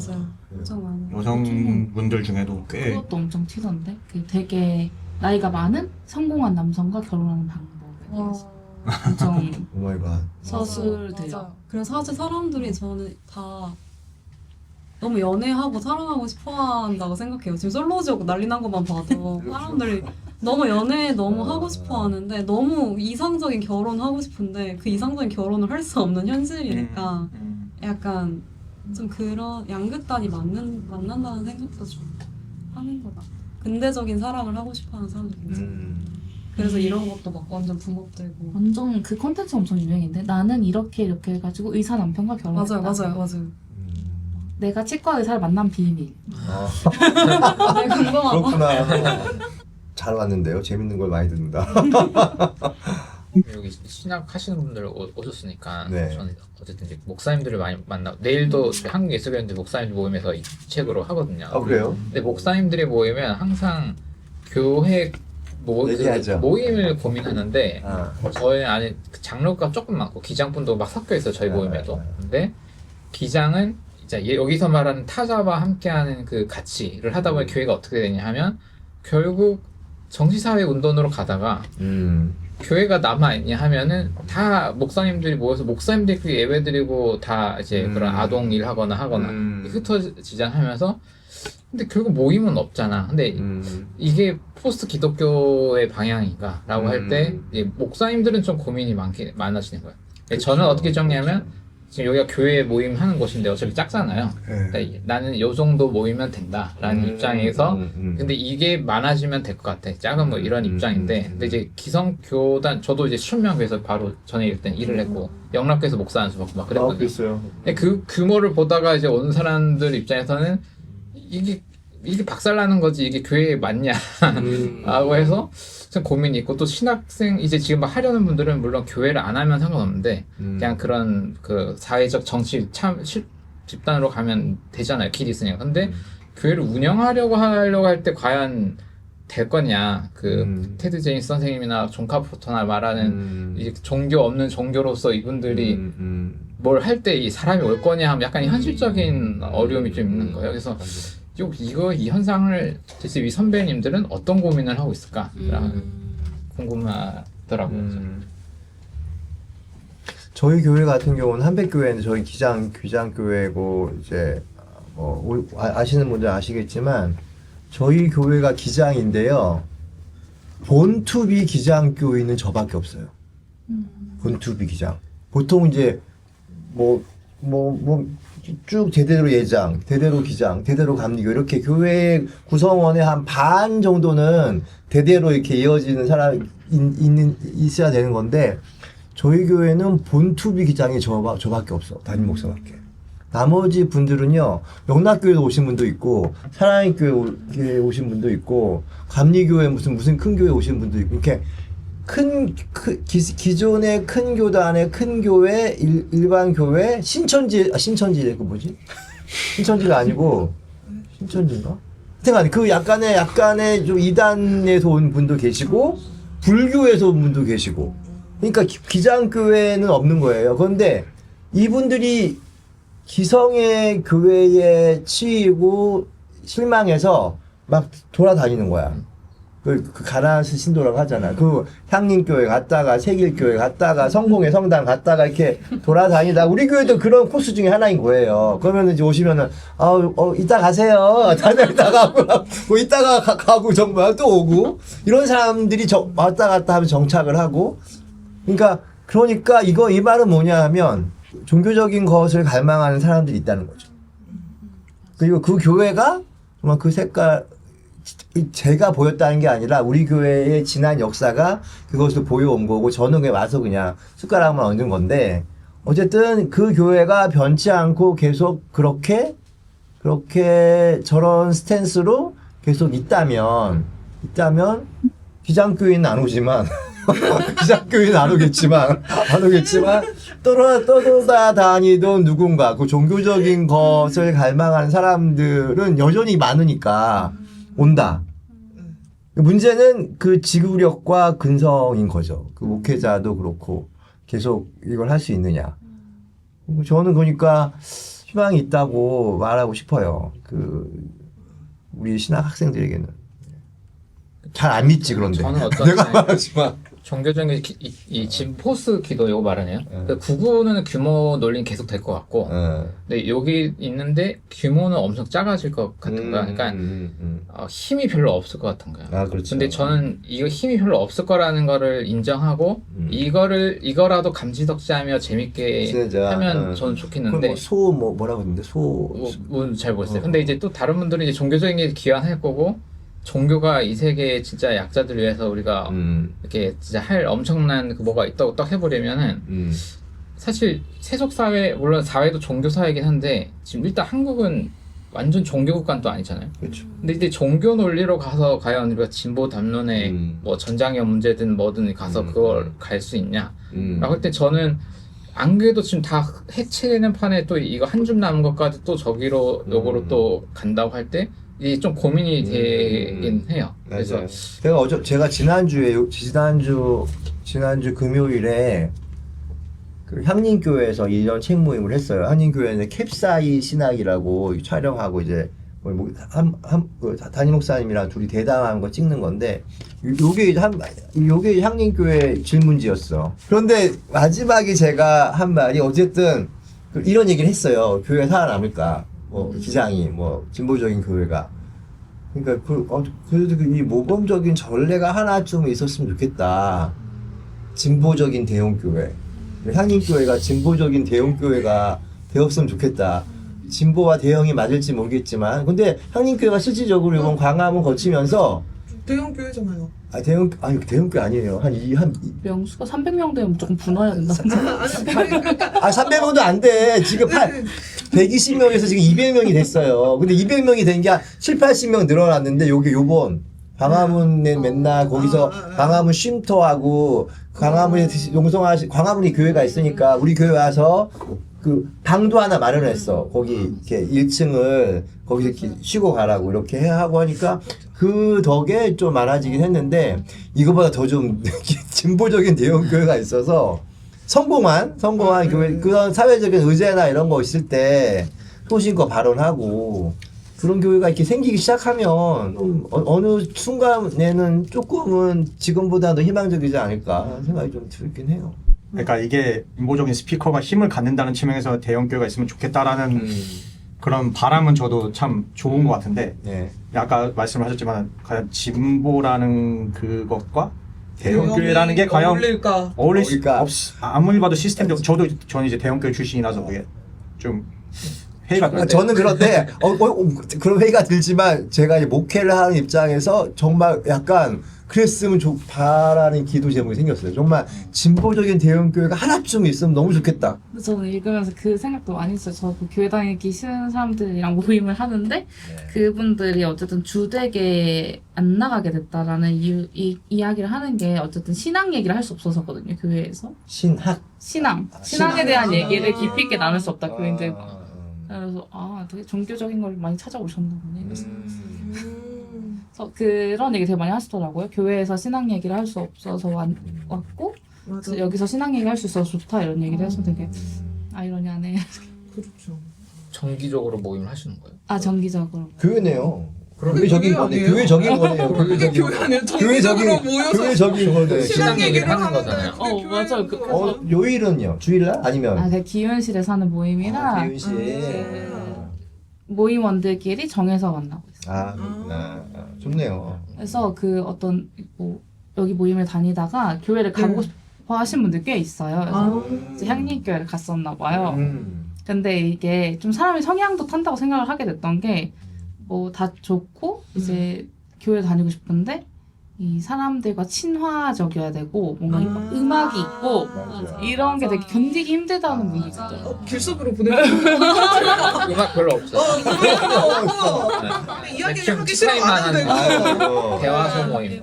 네. 저희 시즌별로 하는데 격주로 한 4-5번 모이고 방학 동안 또 하고 이게 다양해져야 되는 것 같아요. 그런 그러니까 거 이 귀한이 다양한 방식으로 맞아요. 가는데 조금이 뭐 아니면 도밖에 없다 보니까 요일도 좀 자유롭게 하고. 근데 이제 이제 에필로그가 이제 결론 같은 거였는데 이제 결론을 뭘 할까 구구절절 이걸 할까 안 하고 에필로그를 재작년 이 전태일주의 설교문으로 했어요. 내가 전태일로 빙의해서 지금의 이걸 바라보는 거죠. 그런데 이거는 이제 나름 우리 교회 같은 교회. 우리 교회 같은 나이스하고 진보적이고 반려견 반려묘 녹색당에 있고 환경운동하고 적당한 시민운동을 하고 하는 사람들 그 향한 약간의 아쉬움 같은 것들이 너무 안오무해하다. 여러분들이 나도 그렇고 우리가 각자의 자리에서 나름 열심히 일들 하지 않냐 이렇게 실천도 하고 하는데 왜 아무 일이 벌어지지 않는 거죠. 아무 일도 벌어지지 않잖아. 그리고 아무 일도 벌어지지 않는 것에 대해 이제는 별로 가슴 아파하지도 않고 그러면서 전태일이 돼가지고 이렇게 너무 훌륭한데 왜 아무 일도 일어나지 않을까라고 이렇게 반문하면서 이제 끝나는 건데 이게 이제 알죠. 왜 이제 우리 교회는 다 좋은 사람들이 정말로 우리 각자의 일에서 열심히 하는 사람 너무 많아. 전교조도 있고 민노당도 있고 민노총도 있고 민변도 많고 참여연대도 있고 다 그런 사람들이 다 높은 사람들이야. 요번에 우리 교회 교인 중에 민변 회장이었던 분이 감사원장이 됐어요. 감사원장. 이재명 정부에서 청문회하고 우리랑 맨날 놀고 하던 분이 청문회 때 막 탈탈 털었는데 아무것도 안 나왔어. 그런데 열심히 일하는데 아무 일도 일어나지 않아. 정권에 불려가고 우리가 기득권 아니냐. 근데 우리는 민중교회라는 말을 함부로 안 쓰진 않지만 민중교회를 지향하고 민중교회란 게 이렇게 힘든 분들만 나오는 게 민중교회가 아니라 어떠한 틀과 제도와 시스템과 법과 질서에 대해서 다시 비틀어 보고 횡단하고 그런 게 이제 민중교회다라고 저희는 생각하기 때문에 그런데 왜 별다른 일이 벌어지지 않았는데 우리 이렇게 안오무해하냐 나는 메시지였어요. 그러니까 결국에 이제 요 책의 이 메시지를 뭘 할까 결론을 뭘 할까 하다가 이제 전 내릴 수가 없어서 그냥 요 마지막으로는 그걸 이걸 하는 거죠. 안오무해한 시대에 전태일이 띄우는 편지로 이 책의 마무리를 한 건데 그래서 참 근데 좀 널리 알려지면 좋을 것 좀 같아요. 슬프다. 근데 널리 알려지는 거 저희가 싫어하는 게 뭐냐면은 아까 트라우마가 있어 교회에. 왜냐하면은 우리 안병무 선생님의 와이프가 박용수 선생님이라고 아실 거예요. 옛날에 우리 1세대 페미니즘에 옛날 김대중 평민당 부총재까지 하셨던. 근데 안병무 선생님과 박성준 선생님이란 분이 한백교회 처음 공동 창립자예요. 박성준 선생님은 한명수 선생님 남편인데 그 성공회대학교 교수도 하셨고 신영복 박성준이 옛날에 인혁당 사건 20년 30년 수옥당했던 근데 신영복 선생님은 좀 이렇게 프렌들리한데 박성준 선생님은 정말 골수 막시스트예요. 그분이 이제 신학을 나중에 출소하고 신학 공부를 하신 거야. 그리고 우리 교회에 안병무 선생님이랑 같이 공동 창립자셨고 안병무 선생님이 많이 나이 드셔서 힘드셨고 아프셨기 때문에 실질적으로는 이제 박성준 선생님이 초대 목회자였던 거예요. 안병무 선생님이 계셨고 87년부터 90년도 초중반까지. 근데 그 와이프가 한명수 선생님이에요. 한명수 선생님이 노무현 때 국무총리가 되잖아요.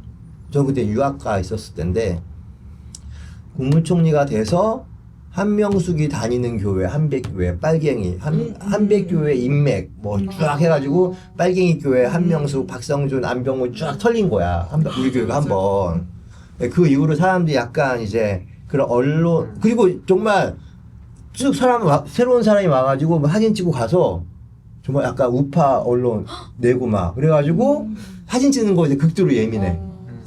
모르는 사람이 와가지고 뭐 그래서 너무 알려지는 것에 대한 약간 그 트라우마가 있는 거예요. 그리고 요번에 우리 그 감사원장이 김호철 선생님인데 김호철 선생님 될 때도 그 염려들을 하시는 거야. 또 우리 털리겠네. 난 크리스찬 아카데미 원장이지. 뭐 우리 또 뭐 참여연대 희망제자소 소장도 있지. 뭐 정교조 누구도 있고 하니까 우리 또 다들 털리는 거 아니야. 감사원장까지 돼버리니까. 그래서 굉장히 걱정을 많이 했어요. 사실은 저도 이제 목사니까 이게 어떻게 될까. 근데 잘 이제 아무 탈 없이 넘어가서 다행이긴 한데 알려지는 것에 대해서 어쨌든 저희도 그래요. 여기 그렇죠. 거기도 섬돌향리 교회거든요. 섬돌향리 교회 맞아. 여기는 거기는 뭐 여기는 이제는 더하죠. 뭐 제가 그냥 투박하게 갑자기 생각이 난 게 네. 그러니까 우리가 어떤 이러한 좀 좋은 어떤 가치관이나 그런 정신을 가지고 교회를 뭐 확장시키던 이런 데 있어서 그러니까 메시지나 어떤 그런 좀 지적인 측면도 중요하지만은 그 밖의 것들이 되게 중요하다고 생각을 든 게 우리는 그러니까 약간 이게 프로테스탄트 전통에 있다 보니까 뭔가 솔라 스크립트라 약간 이런 게 있어서 뭔가 이렇게 설교에만 포커스를 맞추고 뭔가 이렇게 인지적으로 배워야 된다고 생각을 하는데 사실 종교는 그거를 넘어서는 거고 최근에 이게 종교학에서도 물질 종교 얘기 되게 많이 하거든요. 리추얼. 네, 리추얼이나 이제 그런 어떤 오감으로 느끼는 종교를 얘기하는데 그러니까 성만찬이라는 것도 사실 어떻게 보면은 원래 성만찬은 이제 예수님과 내가 어떤 하나의 그런 몸이 되면서 그게 어떤 교회가 된다는 거잖아요. 근데 거기다 이제 또 전태일이라는 인물을 또 가져와서 우리가 또 전태일이다라는 그런 어떤 그걸 경험을 할 수가 있으니까 그런 측면에서 그러니까 단순히 우리가 뭔가 말로 하면 오히려 사람들이 오히려 더 막 쟤는 뭐 나를 약간 계몽시키려고 맞아요. 그렇게 하면 오히려 더 사람들이 싫어하거든요. 맞아요. 그래서 그런 부분을 좀 저희가 고민을 하는 것도 되게 중요한 것 같아요. 단순히 뭐 가르치려고만 하지만 물론 가르치는 것도 당연히 해야 되지만 그 밖의 맞아요. 것들이 오히려 사람을 더 변화시킬 수도 맞아요. 있다. 그래서 요즘은 제가 미국 가서 공부했는데 미국 가서 공부할 때 저희 한신에서 공부할 때는 그 이제 실천 신학이라고 하거든요. 그러니까 보통 이제 네. 성서 신학, 이론 신학, 실천 신학의 리추얼, 예배 예전, 목회 상담, 교육, 선교학 이런 게 있고, 성서는 뭐 신구약이 있고, 이론 신학에는 조직 신학, 윤리학, 교회사 뭐 이런 것들이 있는데, 저희 때만 해도 좀 공부 잘하는 애들은 이론 신학을 많이 했어요. 이론적으로. 성서신학하는 애들 성실한 애들, 성실하고 이제 언어 좀 잘하는 애들, 헬라어, 히브리어 이제 성서를 해야 되니까 이렇게 막 크리에이티브하지 않아, 성실하고 막 죽 때리면서 공부하는 애들이 그 성서신학을 많이 했고, 실천신학은 정말 아무도 안 했어요. 저희 때는. 이렇게 별로 우리 한신은 그랬어. 한신 전통에서는 실천신학 그래서 아마 교단이 약한가. 근데 미국 가니까 이거 똑똑한 애들은요 다 실천신학을 하는 거예요. 특별히 리추얼 예배 예전. 그 예배 예전 안에 예배 예전을 꾸미잖아. 무슨 인트로, 엔딩, 노래를 성하고 뭐 메시지를 하고 배치를 어떻게 하고. 근데 그 안에다 신학화 작업이 있는 거야. 내가 이 한 컨셉을 하는데 신학적인 아이디어, 왜 이걸 하는지에 대한 거. 그러니까 종합 예술인 거야. 이 리추얼이라는 게. 그러니까 정말 똑똑한 애는 다 거기 있어. 다 거기 있어. 그 리추얼하는 예배 예전 하는 그 거기에. 근데 미국이 그럴 수 있는 게 우리나라 교회는 다 장의자잖아, 장의자.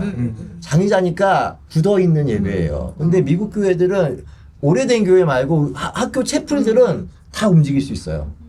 어느 때는 입구가 여기였는데 다음 주 가면 저기야, 채플할 때. 그리고 무대도 어느 때는 여기였는데 여기야. 다 옮겨 다녀. 배치도 다 옮겨 다니고. 그러니까 예배 예전을 성만찬도 다 다르게 하고. 그러니까 굉장히 크리에이티브하게 아무렇게나 하는 건 아니죠. 그 신학화 작업을 하면서 하니까. 그래서 굉장히 제가 놀랐어요. 미국 가서 공부하면서 가장 놀란 것 중에 하나가 이 실천신학에 대한 이렇게 바라본 시선이 다르구나. 우리나라는 안 그렇거든요. 뭐 거기 장신 어떨지 모르겠지만 되게 중요한 거죠. 그 물질적인 그 종교, 물질로의 전해. 요즘 또 물질로의 전해라고 포스트 휴먼 신유물을 하면서 인식론적인 전해를 거치고 언어적인 전해를 거친 후에 이제 물질로의 전해 시대로 들어가는 게 이제 포스트 휴먼 뭐 신유물론 이런 추세잖아. 그러니까 물질에 대한 새로운 감각과 새로운 성찰이 필요한 시기. 시간이 9시 20분 정도고요. 책 얘기를 안 한 것 같은데. 정말 수다만 떤 것 같아. 수다만 떨다가. 마무리로 혹시 조금 이게 결론 이렇게 소감 뭐 얘기하고 싶은 분 있으면 조금 하고 아니면 그냥 마무리하고. 저는 이게 교수님 책 볼 때 선생님 테드 제니스 선생님 얘기가 나오셨는데 그걸 보고 책 뭐 해보고 싶기도 하다. 그래서 선생님 인품이나 영양소 그런 것들 보니까 저는 너무 없었으면은 미국 생활 못했을 거예요. 그래서 번역된 것도 많고 해서 재밌겠다 너무. 그런 생각도 있습니다. 다음에 그런 컨셉으로 좀 선생님 소개하는 시간으로 영상도 찍고 책 이런 것도 해봐도 좀. 테드 선생님은 한 가지 아쉬운 거는 우리나라에서 너무 이게 퀴어 신학자로만 알려져 있다는 것이 너무 아쉬워요. 왜냐하면은 테드 선생님 물론 퀴어 신학자이긴 하지만 뭐 퀴어는 여러분 정말 이런 말 하면 안 되지만 다 하는 거예요. 다. 이게 누구 특별한 게 아니라 미국에서는 그냥 액세서리처럼 다 하는 거야. 우리나라만 이상한 거지. 테드 제니스가 위대한 건 뭐냐면 정말 제대로 무슨 아간벤이나 조지 아간벤이나 지젝이나 뭐 이런 좌파 신학자들, 좌파 철학자들이 기독교를 향해 건네는 질문들에 대해서 요즘 여러분 인문학 시장에서 베스트셀러 되는 책들이 다 그런 사람들이잖아요. 데리 이글튼, 슬라브의 지젝, 아간벤, 바디우, 프레드릭 제임스, 하여튼 굉장히 그런 사람들 책이 다 이 사람들이 좌파인데 신학책을 쓰니까. 그러니까 그 좌파 신학자들이 신학적인 작업에 대해서 신학자가 대응하는 사람은 테드 제니스가 거의 유일해요. 제대로 다 읽고 그 사람들의 책을 조목조목 다 읽고 인정할 거 인정하고 반박하고 이런 것들. 데리다도 마찬가지고.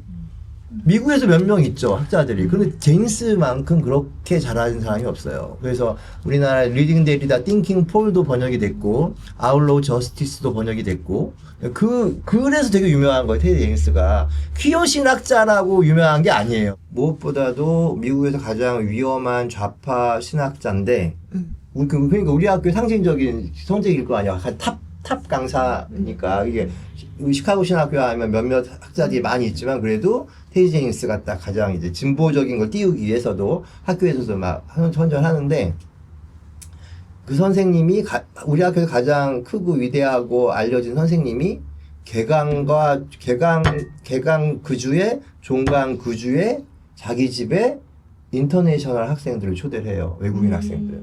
외국에서 유학 온 사람들. 그리고 다 와라. 가장 메인 손님은 인터내셔널 스튜던트들이야. 그리고 하지만 다 와라. 그래서 파틀락으로 하는 거예요. 와인 갖고. 거기서 이제 인터내셔널 학생들을 위한 그 집에서 맨날 그래 놀아. 개강 첫 주에 종강 주에. 그러니까 학교에서 가장 어른이 가장 그리고 알려진 사람이 인터내셔널 학생들. 근데 그 모임에는 다 뭐 퀴어하는 친구도 오고 다 있는 거지. 백인 애들도 물론 있고. 그러니까 우리 학교에 있는 백인이라고 얘기하는 애들은 맨날 농담 반, 진담 반으로 우리 학교에서는 내가 마이너리티야. 그건 네가 주류라는 얘기의 반증이야. 그래서 막 그럴 정도로 이제 학교의 그 색깔을 이렇게 만드셨던 분이죠.